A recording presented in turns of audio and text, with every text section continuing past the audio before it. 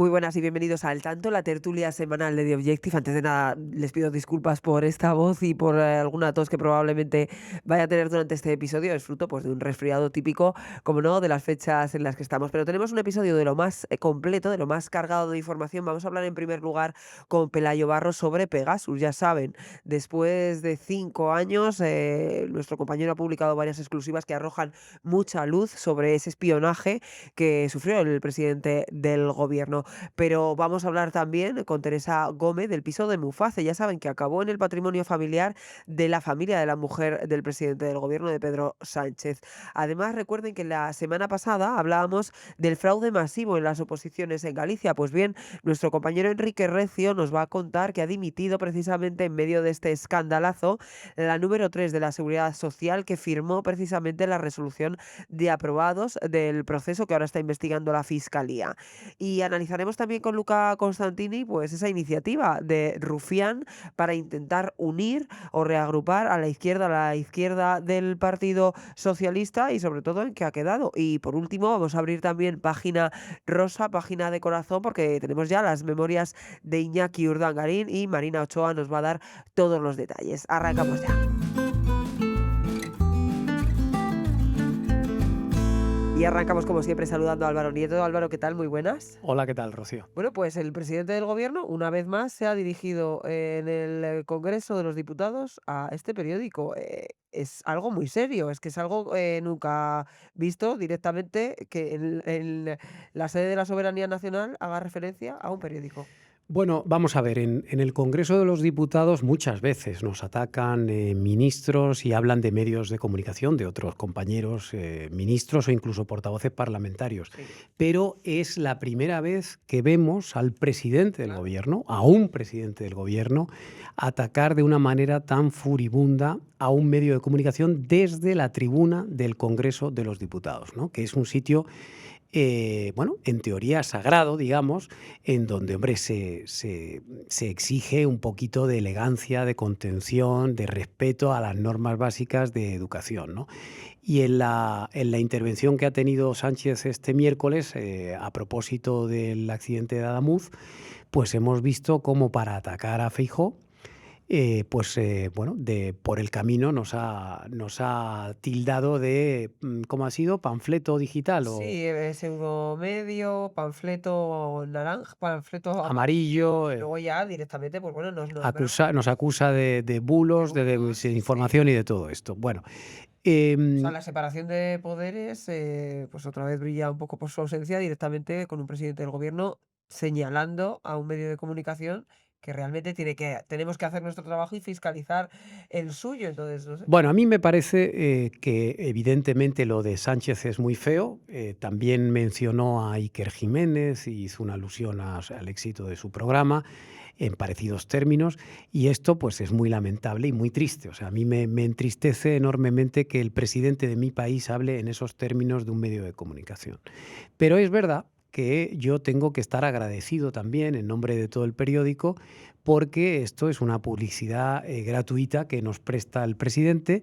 No es la primera vez que nos cita, ya en la comisión parlamentaria en el Senado, cuando tuvo que ir a dar explicaciones por el caso Coldo, se refirió a nosotros también diciendo que éramos la Biblia para el Partido Popular. Y bueno, a mí me enorgullece mucho que este presidente del gobierno hable en esos términos sobre nosotros, porque creo que significa mucho. Significa que para él nos hemos convertido en una especie de enemigo público número uno, y eso significa también que estamos haciendo correctamente nuestro trabajo, porque precisamente nos pagan por fiscalizar al poder y por publicar cosas que incomoden al gobierno, entre otros. Por eso yo creo que tenemos que estar pues muy orgullosos, con la cabeza muy alta, y por supuesto garantizo a todos los oyentes y espectadores que nos estén viendo que vamos a seguir haciendo nuestro trabajo, le pese a quien le pese, y si le molesta a Sánchez, pues que se aguante. Y arrojando a Álvaro luz sobre esos casos y esas cuestiones que el gobierno, pues todos estos años ha intentado opacar, ocultar, como una de las cuestiones de las que vamos a hablar en este episodio, que vamos a hablar de mucho, pero quería precisamente al hilo de esto preguntarte por una de las cuestiones que vamos a tratar con Pelayo Barro, esas exclusivas que ha ido publicando esta semana sobre Pegasus, sobre el espionaje al presidente del gobierno y precisamente sobre las mentiras o la ocultación de por parte del gobierno de cómo ha sido todo en este caso. Pues sí, mira, yo entiendo que los españoles ya están saturados de información y todos los días reciben todo tipo de exclusivas o supuestas exclusivas de los medios, pero en esta semana les hemos puesto encima de la mesa a los españoles un tema importantísimo, un tema fundamental del que se ha publicado mucho, pero se ha aportado muy poca información hasta este momento. Recordarás que hubo un día, fue precisamente un 2 de mayo del año 22, que salió Bolaños explicando que el gobierno había sido atacado y los teléfonos de Pedro Sánchez y de algunos de sus ministros habían sido hackeados o infectados con el virus Pegasus, que es de origen israelí, y les habían extraído cierta información que ellos desconocían, pero que intuían que era sensible. Por supuesto, después de esta noticia que contó Bolaños, se dispararon las especulaciones. Es decir, durante mucho tiempo la gente estuvo especulando de quién había sido. Algunos empezaron a hablar de Marruecos, pero sin dar ninguna prueba ni ninguna, en fin, indicio que lo asegurase.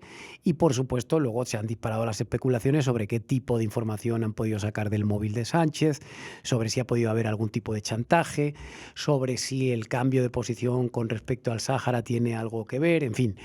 Y lo que ha hecho The Objective esta semana en un trabajo de investigación extraordinario de nuestro compañero Pelayo Barro es empezar a poner negro sobre blanco la verdad de este asunto. Y lo que hemos contado para empezar es que el gobierno, cuando comunica que ha detectado el espionaje, en realidad nos está mintiendo. Qué novedad que nos mienta este gobierno. Y es que el gobierno supo un año antes que se había producido ese espionaje. Y durante un año nos lo estuvo ocultando. Es decir, el gobierno nos dijo en el año 22 que habían sido hackeados los móviles en el año 21, pero nos dio a entender que se habían enterado en ese momento, es decir, un año después. Y en realidad lo que ha contado The Objective, y además con fuentes y con datos precisos, es que el gobierno lo supo mucho antes y además lo que hemos contado es que el espionaje o la infiltración del virus se produjo en un momento concreto, en mayo del año 21, coincidiendo con una visita del presidente del gobierno a la ciudad de Ceuta, acompañado por el ministro del Interior. Y fue en ese preciso momento, ahora lo contará Pelayo durante el programa, en donde se produjo la infectación y luego posteriormente el robo del material.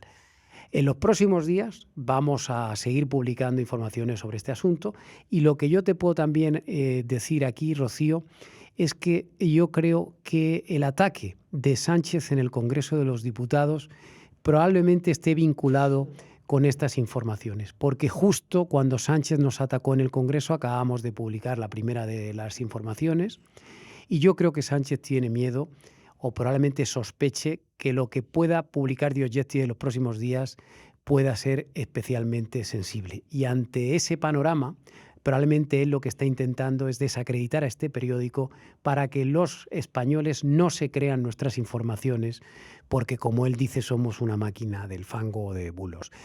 Es una suposición, lo que estoy diciendo, pero no descartaría que esto tuviera relación porque me pareció un ataque demasiado burdo, sobre todo teniendo en cuenta que Feijóo en su intervención a nosotros no nos citó, no nos nombró, habló de una noticia nuestra, pero no habló del periódico que la había publicado. Y sin embargo, Sánchez en su respuesta a Feijóo sí que se extendió y alardeó de todo su arsenal contra este periódico. En fin, que da igual, que diga lo que diga Sánchez. Periódico de cabecera, claramente nos lee todos los días. Hombre, es evidente que en la Moncloa le invitamos a seguir leyendo. se nos lee con mucha atención y además, como nos leen con mucha atención, se habrán dado cuenta que en este periódico se publican también informaciones críticas con el Partido Popular, con Vox y con el resto de partidos políticos. Aquí somos libres, somos independientes y además nuestros columnistas tienen opiniones variadas, por tanto, creo que nadie nos podrá acusar nunca de ser solo de un lado o de estar descaradamente contra alguien. Así que mientras alguien tenga algo que ocultar, seguiremos intentando publicarlo. Gracias, Álvaro. Pues vamos, si te parece, ya con Pelayo para que nos dé más detalles sobre esa investigación y pues eso, invitamos al presidente del gobierno, por supuesto, y a todos los españoles a seguir leyendo The Objective porque, pues bueno, se van a enterar de todo lo que sucedió con ese espionaje. Gracias, Álvaro. Muchas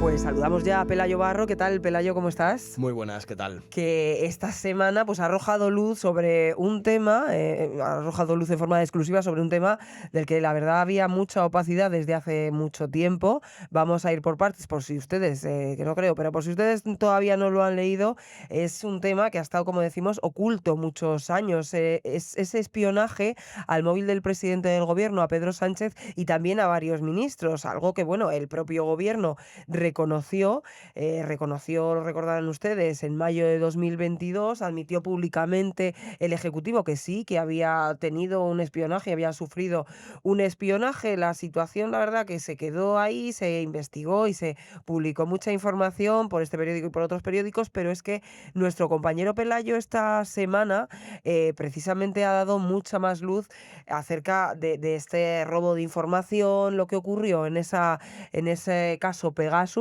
y has dado varias claves como el cuándo, y el cuándo no fue cuando nos había contratado el gobierno, sino bastante tiempo antes, ¿no, Pelayo?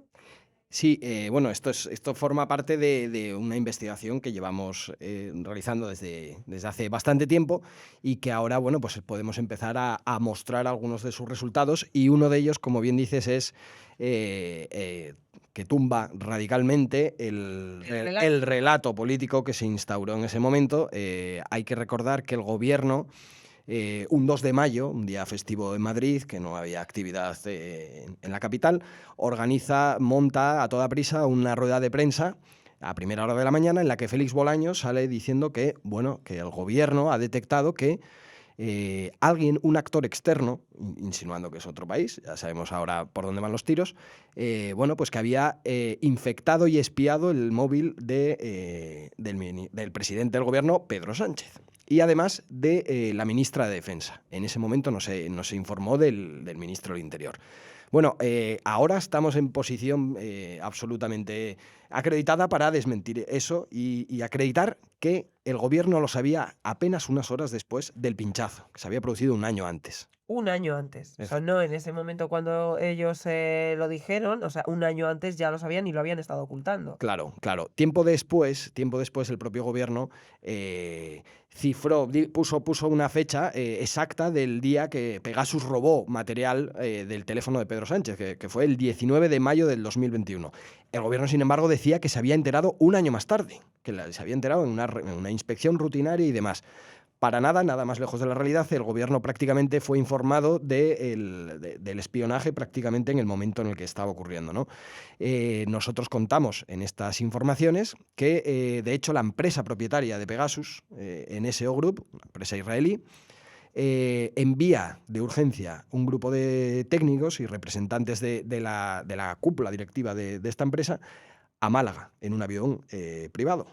Un avión del que damos pues todo lujo de detalles, damos la matrícula. Efectivamente, el vuelo se organiza desde Tel Aviv. Y bueno, es muy curioso porque las fuentes de inteligencia a las que hemos consultado, bueno, pues nos ponen en antecedentes de este avión, ¿no? No es un avión cualquiera, no es un avión normal, ¿no? El que visita apenas 24 horas después del espionaje a Sánchez, el que visita el aeropuerto de la Costa del Sol. Se trata de un avión que la inteligencia israelí utiliza para muchas de sus misiones más, digamos, discretas, secretas, si se quiere decir, ¿no? Por ejemplo, es este mismo avión, esta misma aeronave con esta misma matrícula, la que lleva a Benjamin Netanyahu, al jefe del Mossad y al entonces secretario de Estado estadounidense Mike Pompeo, les lleva en un vuelo privado secreto a Arabia Saudí para negociar con el rey de Arabia Saudí pues el reconocimiento del Estado de Israel y una serie de cosas en el año 2020, ¿no? Una operación de altísimo nivel estatal. Podemos ver que efectivamente la presencia de ese avión en España viene a indicar que se cocía algo muy gordo.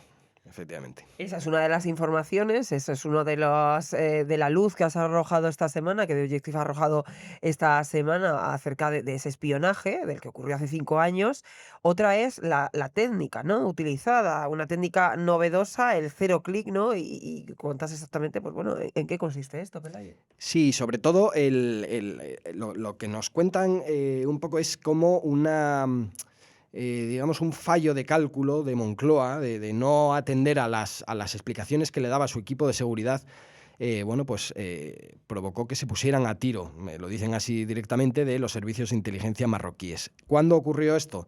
Hay que recordar que en aquellos días en los que se produjo el pinchazo, era cuando estábamos en plena crisis de Ceuta, de la bahía de Ceuta. Llegada de inmigrantes masiva, ¿no? Efectivamente, que Marruecos, por una cuestión de enfado y respuesta porque España había acogido al líder del Frente Polisario, bueno, pues decidió abrir las puertas y decir a todos los inmigrantes que esperaban para saltar a Ceuta, decir, este es vuestro momento, acceder, que encima están regalando los papeles. Esto fue un poco lo que se difundió entre los inmigrantes y lo que provocó aquella avalancha masiva de 10.000 personas. Que hay que pensar que aquello es prácticamente una invasión en los términos auténticos Recordarán ustedes de la palabra. las imágenes, la tensión que se vivió durante esos días, las dificultades de las fuerzas y cuerpos de seguridad del Estado que estaban allí, o sea, todo la que se organizó en ese momento, pero claro, tenía una explicación, y es esta. Eso es. Y entonces, en medio de todo ese caos, a Moncloa se le ocurre, bueno, pues organizar un viaje express al día siguiente de que ocurra este asalto, de Pedro Sánchez y del ministro del Interior a Ceuta y a Melilla, que no había pasado nada, pero se sospechaba que podría pasar algo similar en días posteriores.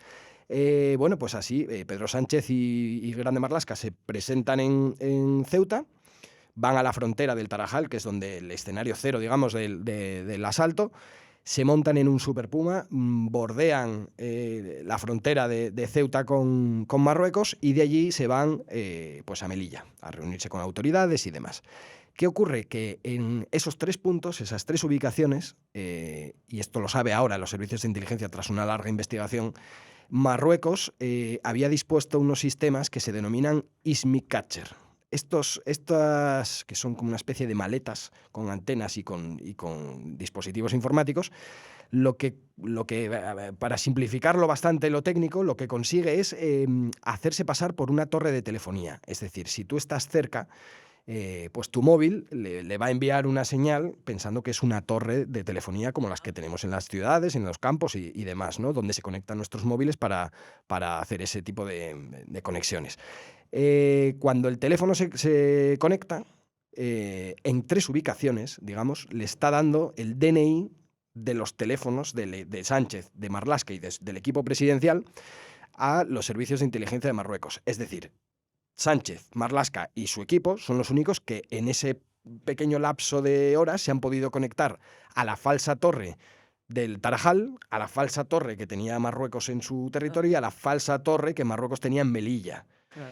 Cuando ven que hay unos números que se repiten en esas 3 ubicaciones, dicen, ya tenemos al presidente y a su gente. Entonces, esto es un error de seguridad gordísimo, nos dicen, es una cosa que se debió evitar. Damos incluso un vídeo, porque en ese momento la propaganda de Moncloa quiso, bueno, pues ensalzar un poco el papel de Sánchez. De Sánchez está puesto aquí al pie del cañón y publicó una imagen en la que publicó un vídeo en el que se ve a Sánchez, a Marlaska, volando sobre Ceuta en ese Super Puma, y se ve a Sánchez con su teléfono móvil, con la característica funda roja, el teléfono móvil del presidente, el teléfono rojo, como quieren, un poco es todo propaganda y es todo imagen, en la mano. Bueno, pues efectivamente ahora ya los servicios de inteligencia saben que fue ese día cuando Marruecos plantó la semilla de Pegasus dentro del teléfono, no solo del presidente, sino de Marlaska y, como veremos en días posteriores, de gente de su equipo, Claro. colaboradores muy cercanos del presidente. Que luego ellos detectan, o sea, entiendo que esto luego en la operativa habitual con su teléfono lo detectan, o cómo se detecta este tipo, que te han invadido, que te han metido Pegasus. Lo contaremos próximamente, cómo se produce la detección. Para que vean ustedes, de momento ya sabemos, se nos ha aclarado esta semana Pelayo en exclusiva, o sea, enhorabuena compañero, porque es luz sobre un tema que ha estado oculto mucho tiempo y ya sabemos sabemos el cuándo, que no fue cuando dijo el gobierno, fue un año antes, el dónde, en ese viaje a Ceuta, un viaje improvisado totalmente en pleno asalto, ¿no? De inmigrantes a la valla. Sabemos el qué, ese nuevo dispositivo, esa técnica cero clic, sabemos las personas o algunas de las personas y queda por saber eso, cómo se detecta, que nos lo va a contar. Y también tengo muchas dudas porque el qué hay dentro de esos móviles al final es la gran incógnita. La gran incógnita, la gran pregunta y podremos arrojar un poco de luz sobre esa en concreto, que creo que es la más, que políticamente 5 años más tarde más peso tiene, ¿no? Porque finalmente este incidente seguramente haya tenido mucho peso en decisiones geopolíticas internacionales que ha tomado España. Internacionales. Hay que recordar que cuando Pedro Sánchez, un año después de que ocurra esto, decide reconocer el plan marroquí para el Sáhara Occidental, que viene a ser regalarle la autonomía Cambiando de ese totalmente la territorio, estrategia. cambiando décadas de política internacional consolidada, ¿no? Diplomacia consolidada en España, sin avisar absolutamente a ningún miembro de su gobierno.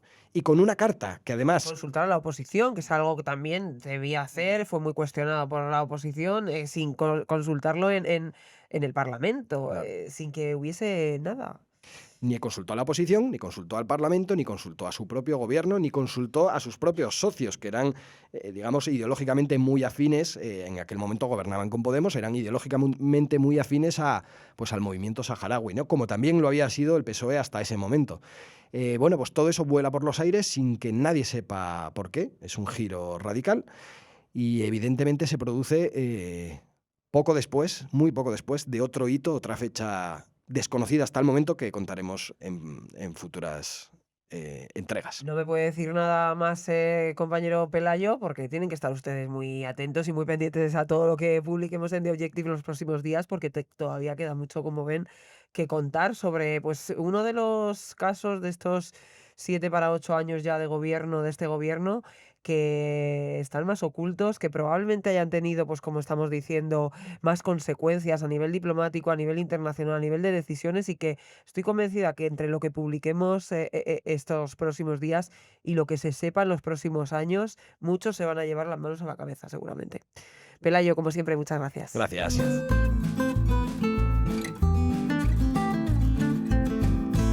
Teresa Gómez, ¿qué tal? Muy buenas. ¿Qué tal? Muy buenas. Pues de Pegasus a Muface, vamos, acabamos de hablar con Pelayo sobre todo el tema de ese caso Pegasus, con ese espionaje al presidente del gobierno, y vamos a hablar de otro tema también clave que has publicado esta semana, que ya habíamos hablado de él hace muchos meses, es ese famoso piso de Muface, hay que recordar, de esa mutualidad general de los funcionarios y que curiosamente pasó pues a engrosar el patrimonio familiar del presidente del gobierno, en este caso de la familia política del presidente del gobierno, acabó a formar parte del patrimonio del hermano de la mujer del presidente, de Begoña, por un proceso además y a unos precios que nada tienen que ver con los actuales. Totalmente. Nosotros publicamos en The Jeff en exclusiva hace un año y medio que ese piso era propiedad de Muface.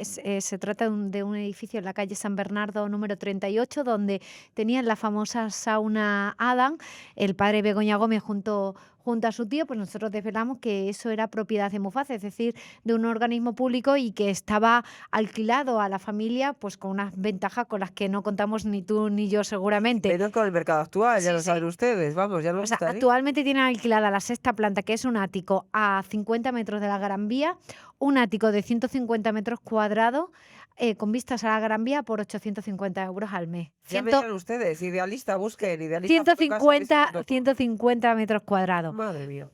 Y bueno, pues eso lo desvelamos hace un año y medio, pues ahora desvelamos más detalles sobre el contrato y es que, bueno, tanto el hermano de Begoña Gómez, Miguel Ángel Gómez Fernández, como su tío Enrique, se hicieron con unas plantas del edificio, es decir, compraron propiedad de un edificio de un organismo público con unas ventajas que, como bien digo, tampoco tendríamos ni tú ni yo seguramente. ¿Cuándo sucedió esto, Teresa? Pues mira, esto sucedió según las últimas resoluciones a las que hemos tenido acceso, que es lo que hemos publicado ahora nuevo. En el año 2005, en enero de 2005, Muface de repente pues saca a subasta, saca a la venta 2 plantas de ese edificio, la planta segunda y la planta quinta del edificio. Cada planta tiene 200 metros cuadrados. Y tenemos que recordar dónde se encuentran ubicadas, que digo, es a 50 metros de la propia Gran Vía de Madrid. Bueno, se la vende, quien gana la subasta es una empresa, una SL, que casualmente uno de los administradores, bueno, esta SL está radicada en Bilbao, que casualmente es donde nació Begoña Gómez, donde se trasladó su padre, pero es que además uno de los administradores pues se llama igual que Begoña Gómez, de apellido se llama Gómez Fernández. No hemos conseguido ver ningún parentesco entre ellos, pero bueno, está esa coincidencia que uno de los administradores de esa sociedad, agraciada con esa compra, porque le venden tanto la quinta planta como la segunda planta por €500.000, cuando en aquel momento estaba estipulado en el año 2005 a 900.000 euros, es decir, a cerca del €1.000.000, es decir, el doble del dinero que pagaron en ese Y momento. ahora ya, pues ustedes Claro, ahora calculen. ronda en torno al 1,5 millones de euros, Sí. pero lo compraron por €500.000, por la mitad del coste que en aquel momento tenía en precio de mercado, ¿no? Y bueno, se lo venden a esta sociedad y esta sociedad, después de adquirirla, al año automáticamente la planta segunda, que es lo que contamos ahora en exclusiva, la planta segunda se la vende al tío de Begoña Gómez. Se la cede al tío de Begoña Gómez, a Enrique, la planta segunda, que Enrique ahora tiene en esa planta de 200 metros, ha hecho varios apartamentos y los tiene alquilados, por lo que tiene ahí un negocio montado bastante curioso. Bastante lucrativo. Sí, pero es que la quinta planta, que la compra en el año 2005, la hereda el hermano en el año 2009, 4 años después. Es decir, el hermano paga 0 euros por esa quinta planta que la tenía no un particular, sino que la compra una SL, que la compra una empresa. Entonces, pues también resulta curioso que de manos de la empresa, que es de la mercantil, que obtiene esa planta con un precio muy ventajoso, de repente el hermano de Begoña Gómez pues pasa a adquirirla de manera totalmente gratuita. Desconocemos si es porque hay un intermediario entre medio de esa operación, porque eso en el registro de la propiedad no te lo indica.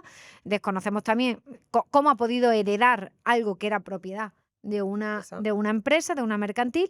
Lo que sí sabemos es que actualmente pues él la ha reformado y la tiene también alquilada. Qué familia más afortunada, claro. Luego hablan de la crisis de vivienda, de los precios de vivienda, del control de los alquileres. Me gustaría saber a qué precios están alquilando esas viviendas y si, bueno, pues siguen la normativa del control de precios, si lo hacen por debajo de mercado, como ellos, pues bueno, promulgan, ¿no? Sobre Desde el todo porque a gobierno. mí me encantaría saber, yo como ciudadana, me encantaría saber qué pisos tiene Muface alquilado y si puedo optar a uno de ellos, porque si son pisos de 200 metros cuadrados por 800 euros en medio de la Gran Vía, pues me interesa alquilarlos. No, por supuesto, O pero sea, quien sí tiene alquilado y lo has publicado esta semana, es la curiosamente, familia de Begoña Gómez. es la familia y es algo Pero es que más. vamos más allá. Es que también hemos descubierto que la sexta planta del edificio, que actualmente es propiedad de Muface, pues la tiene también alquilada a un precio muy ventajoso al padre de Begoña Gómez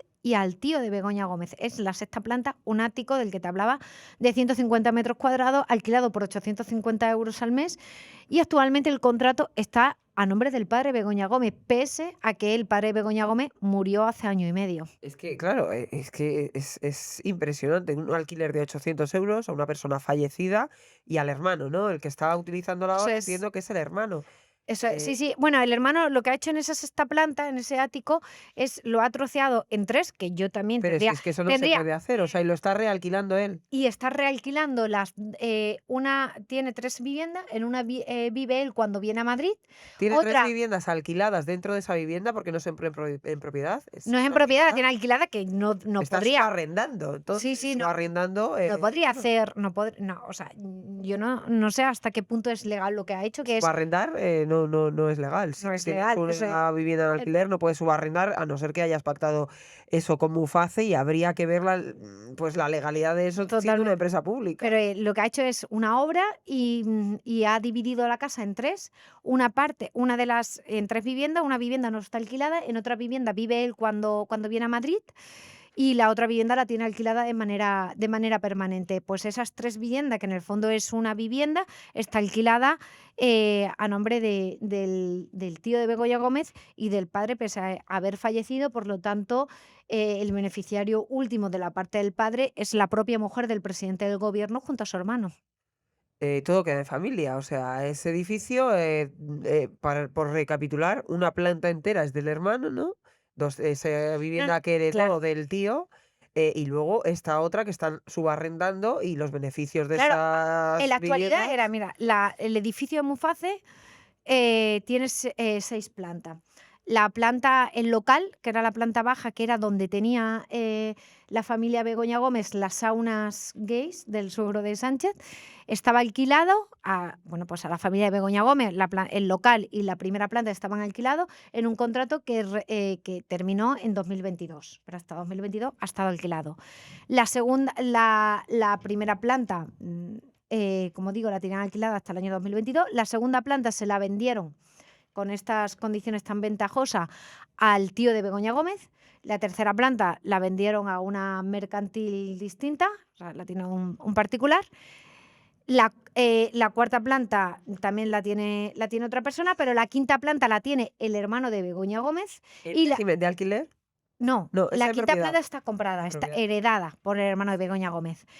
Y la sexta planta la tiene el tío de Begoña Gómez junto a su padre. Tienen casi todo el edificio en propiedad la familia de Begoña Gómez, con unas ventajas, ya te digo, muy, muy beneficiosas para la familia de Begoña Gómez, y bueno, con ciertas presuntas ilegalidades, porque no sé hasta qué punto es legal que tengas alquilado un piso que es a un organismo público como es Muface, y que en ese piso que tú tienes alquilado, pues la utilizas para hacer negocio y para y hacer una obra en esa vivienda y subrogar, ¿no?, parte de ese contrato a terceros. Claro, entiendo que es un contrato por 5 años y que tendrá que cumplir. No, es un contrato, mira, además es un contrato que se firmó en el año 1986. Es una renta antigua. Es una renta antigua, por eso paga ese sueldo tan sumamente ridículo, ¿no? A nosotros nos consta que una de las cosas que más nervioso le pone el presidente del gobierno es hablar de los negocios de su mujer y de la familia de su mujer. Normal. Claro, es que sobre todo en temas inmobiliarios, con la que está cayendo en este país, con la crisis de vivienda que hay, con la dificultad de acceso para muchas familias de tener un alquiler o una vivienda en propiedad, claro, vemos esta circunstancia totalmente anómala. Ujú. También sería interesante, y seguro que, bueno, pues que nuestros compañeros, que Teresa va a seguir investigando, cuánto están cobrando por esos alquileres a terceros, si están dentro de precio de mercado, como siempre defiende el gobierno de Pedro Sánchez, o si están en precios desorbitados, o qué precio están cobrando por esos alquileres que ellos están subarrendando a su vez. En fin, lo que sí que tenemos claro es que, bueno, por lo menos una familia agraciada, porque de repente al hermano le toca un piso En en plena Gran plena Gran Vía, de Vía de 200 200 metros metros cuadrados. cuadrados, y que, bueno, pues que ahora es fuente de ingreso del hermano de Begoña Gómez. Seguirás un poco investigando, compañera, como siempre. Muchas gracias. Muchísimas gracias.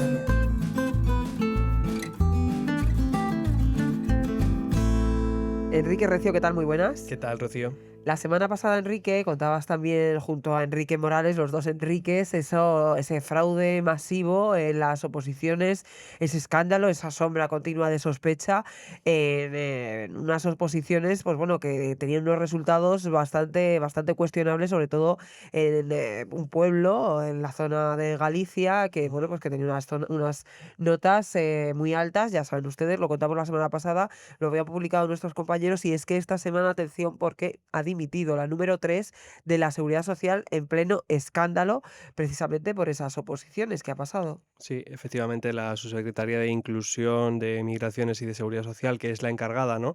Digamos, entre sus muchos cometidos está la gestión de los procesos selectivos que están vinculados a su departamento, pues se presentó su dimisión esta semana. En el ministerio dicen que es por motivos personales, fuentes del departamento dicen que es por desavenencias con superiores, con la Secretaría de Estado, y bueno, hay otras fuentes que lo vinculan directamente con el escándalo de las oposiciones, y además dicen que esto es muy interesante, que está a punto de publicarse en el BOE la resolución definitiva de aprobados Ujú. de las oposiciones. O sea, tal vez ella no ha querido meterse en ese asunto, ¿no? Porque al final sería publicar una lista definitiva de aprobados cuando esa oposición, digamos, en la que se realizó en la sede de Galicia, está bajo el foco de la Fiscalía. Entonces, claro, esto dificultaría a los afectados, a los que se han visto afectados por esto, la opción de que se cancelasen o se repitiesen las oposiciones, y resulta mucho más complicado luego quitarles la plaza a esas personas que ya la tienen, ¿no? No es imposible, ¿no? Pero sí que pone más trabas. Lo que es un hecho, sea cual sea el motivo, es que esa dimisión, esa marcha se produce justo una semana después, Mm, unos días después de que vosotros hayáis estado publicando esta cuestión aquí. Y hay que recordar, esta persona firmó, ¿no?, esa resolución de aprobados del proceso que ahora, como contasteis la semana pasada, Fiscalía lo está investigando. ujú. Es un proceso que está abierto esa investigación. Mm, así es. No solo firma esa resolución, ¿no? Pero la firma todas, ¿no? Pero bueno, ya te digo, llamativo en el tiempo, ¿no? Que se produzca esa marcha voluntaria. Y bueno, es que de verdad es un escándalo porque, o sea, en las exposiciones ya lo contamos, o sea, en la provincia de La Coruña, en la sede de allí coincidieron las 34 notas más altas de toda la oposición.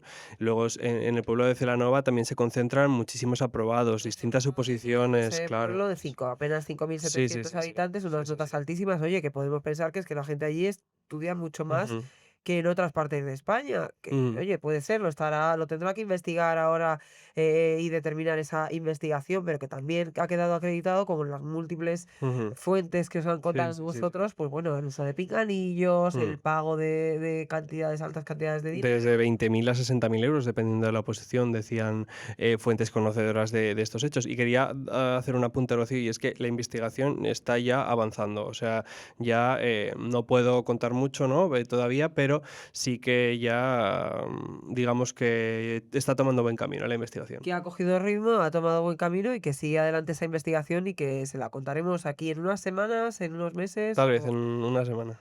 Bueno, pues ya saben, igual que con Pelayo, es que no se pueden perder ustedes ni un minuto de Objective porque tenemos la mejor información y las mejores exclusivas. Gracias, Enrique, Gracias, como Rocío. siempre.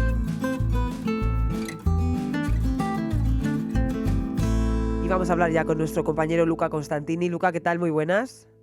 Muy buenas. Bueno, para que nos cuentes un poco, Luca, qué está pasando en la izquierda, porque después de los resultados electorales, tanto de Extremadura como de Aragón, parece que, pues bueno, ha sido Rufián, ¿no?, el que ha intentado mover un poco el tablero, intentar agitar un poco el lado, de las izquierdas de este país, visto no sé si los resultados o la situación suya propia, ahora me comentarás, pero claro, la verdad que esta opción abierta por Rufián, estas intenciones del líder de Esquerra Republicana de Cataluña parece que no han convencido mucho al resto, de partidos de izquierdas y de hecho, bueno, pues como tú cuentas, los socios de Díaz han contraprogramado directamente esta iniciativa para evitar una desbandada hacia su proyecto. ¿Cómo están las izquierdas de este país, Luca?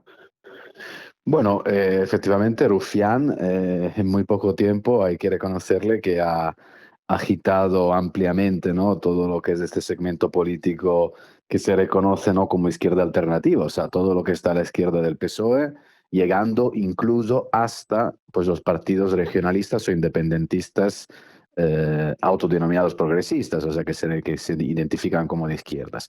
Por tanto, ha agitado realmente un abanico, un espacio electoral interesante. El problema es que esta operación parece, en fin, haber durado poco tiempo, o sea que enseguida, en muy pocas horas, todos los partidos políticos a los que de alguna manera Rufián hizo un guiño, hizo una referencia para este nuevo debate o la construcción efectivamente de una gran coalición entre todos ellos, pues todos le han fundamentalmente respondido, contestado que no están interesados.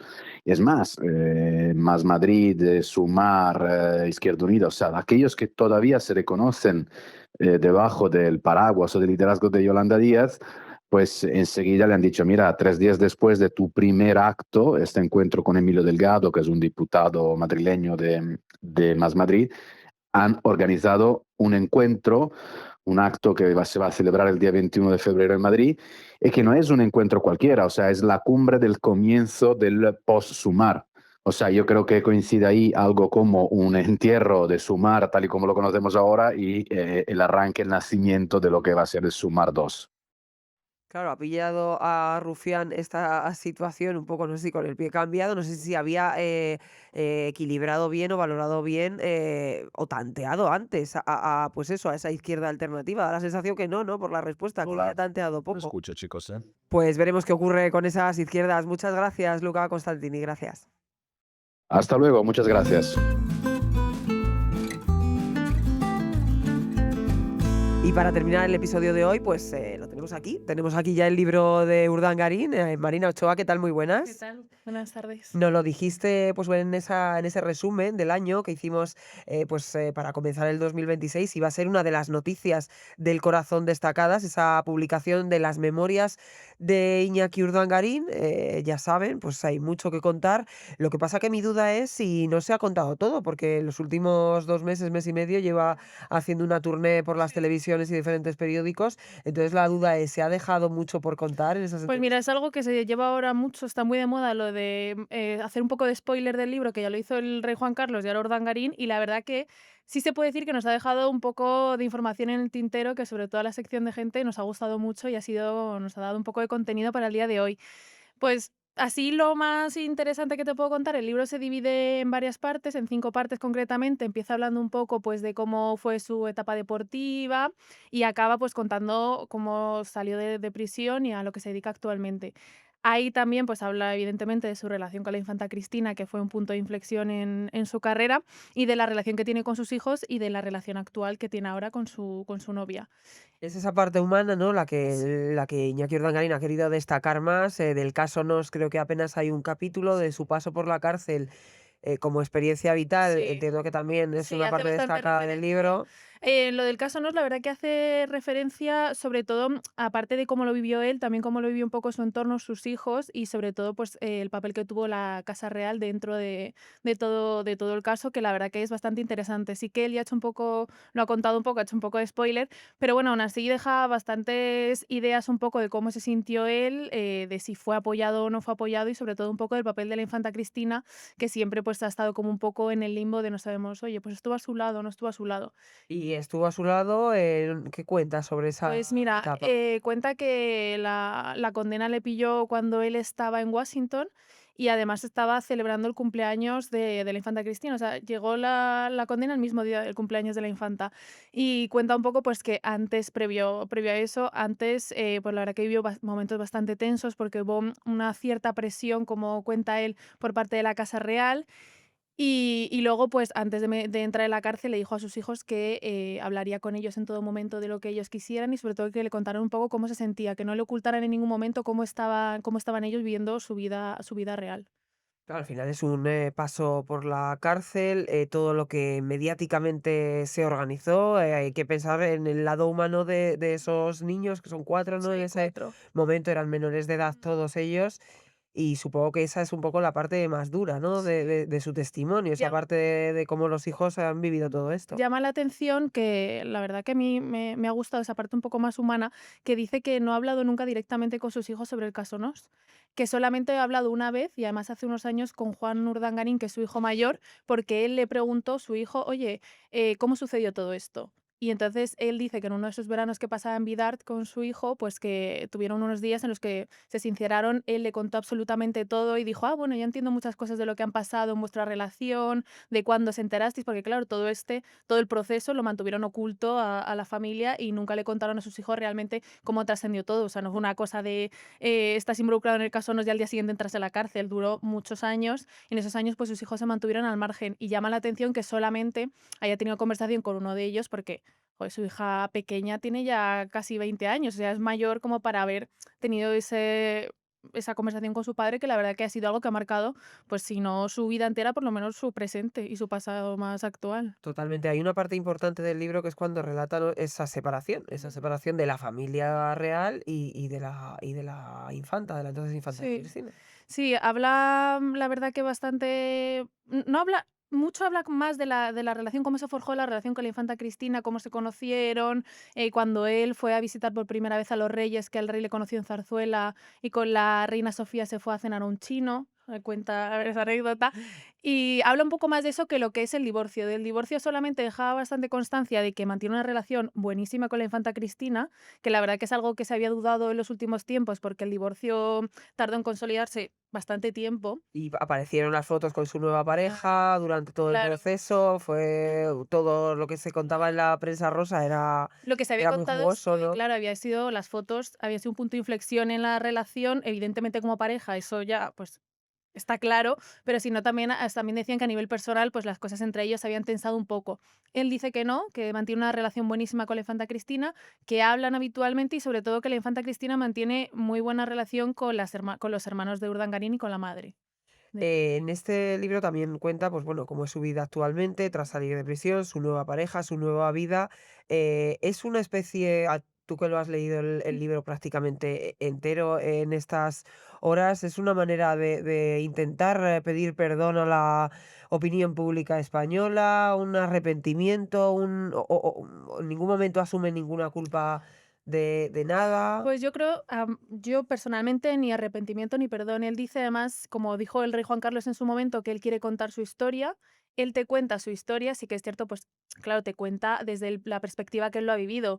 Tú lo puedes leer y puedes decir, oye, pues me lo creo o no me lo creo. Sí que es cierto que ahora yo creo que en esta nueva vida está como así como en un punto reflexivo y tiene un montón de referencias en el libro a Sócrates, como a filósofos, o sea, hace como una mezcla entre un poco a lo que se dedica ahora, que es el coach deportivo que es lo que ahora se ¿Ah? trabaja, sí, está de moda y eso es lo que trabaja, pero yo no he notado perdón en el libro, o sea, no es un libro como para pedir perdón, es un libro en el que él cuenta, pues, cómo sucedieron las cosas desde su perspectiva. Eso no quiere decir que su perspectiva sea la que valga o la que no, eso lo dijo la justicia y Y ya sí. él pagó su condena. Sí. Ya con esto terminamos, Marina. La Casa Real, bueno, ha vivido ese libro del rey emérito, ahora este. Es verdad que las casas reales europeas están todas muy turbulentas con todo el tema Sí, de Epstein y tal. desde luego. La verdad que en esta ocasión nos estamos salvando de la crisis absoluta que hay en las monarquías europeas. Este libro puede tambalear de alguna manera la situación actual, no afecta para nada a Felipe y a Leticia, a los que nombra poco. Nombra poco o casi nada. O sea, no hace mucha referencia a su relación ni con Felipe ni con Leticia. Yo creo que, es más, podría haber tambaleado más la Casa Real, el libro del rey Juan Carlos, que porque este es un libro bastante light en el que se centra en yo, yo, yo. Habla, pues evidentemente, de la gente que forma parte de su vida, pero tampoco achaca nada. Sí que es cierto que el capítulo es en el que le dicen desde Casa Real a la infanta Cristina que debe divorciarse de Iñaki Urdangarín cuando se enteran de la condena por el caso Nos. Eso es a lo mejor lo que más se arriesga Urdangarín a hablar de la Casa Real. Pero en general, yo creo que va a pasar sin pena ni gloria por Zarzuela. Que está amortizadísimo ya el caso Sí, Urdangarín. Marina sí. Ochoa, como siempre, muchas gracias y Y gracias también a todos ustedes. Disculpen una vez más por esta tos y esta voz, fruto de los resfriados de esta época del año. Y ya saben, pueden encontrarnos en www.theobjective.com, en todas nuestras redes sociales y, como no, en su plataforma favorita de podcast. Un abrazo.